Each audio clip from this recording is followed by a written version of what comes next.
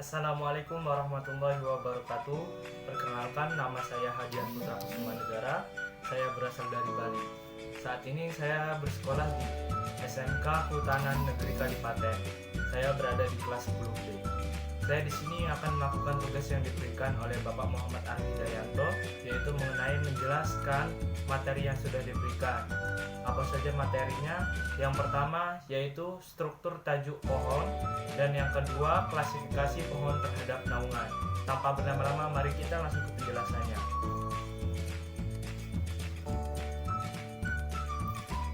Baik, ke materi yang pertama yaitu struktur tajuk pohon. Sebelum itu, apa itu tajuk? Tajuk adalah keseluruhan bagian tumbuhan yang menempel pada batang utama yang berada di atas permukaan tanah, ya, terutama pohon, perdu, dan liana. Bagian pohon yang mendukung proses fisiologi pohon. Tajuk pohon tersusun atas ranting, batang, dan daun yang berada di bagian atas pohon. Tajuk ada 3 bagian atau layer. Yang pertama, understory layer. Yang kedua, canopy layer. Yang ketiga, emergent layer. Mari kita bahas satu persatu. Tertekan adalah tanaman yang kalah atau gagal dalam kompetisi memperebutkan nutrisi pada saat fotosintesis, yang digolongkan pada bagian understory layer atau bagian bawah. Yang kedua, intermediate.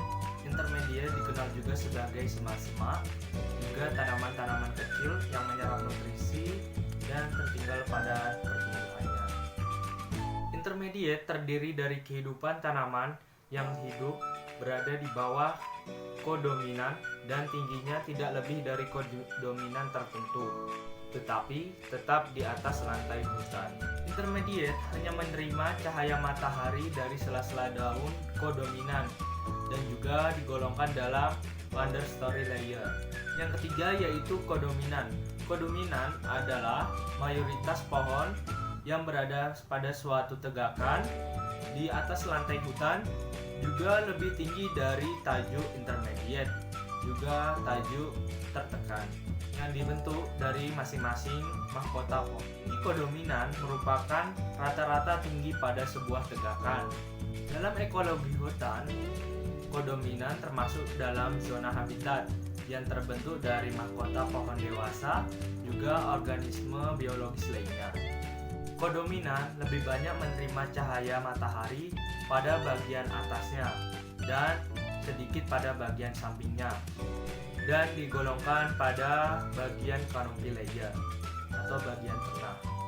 Yang keempat yaitu dominan. Dominan yang paling banyak menerima cahaya matahari juga hujan dan paling berangin dikarenakan tingginya berada paling atas, yaitu di atas rata-rata tinggi pada sebuah tegakan. Dominan digolongkan pada emergent layer, yaitu layer paling atas.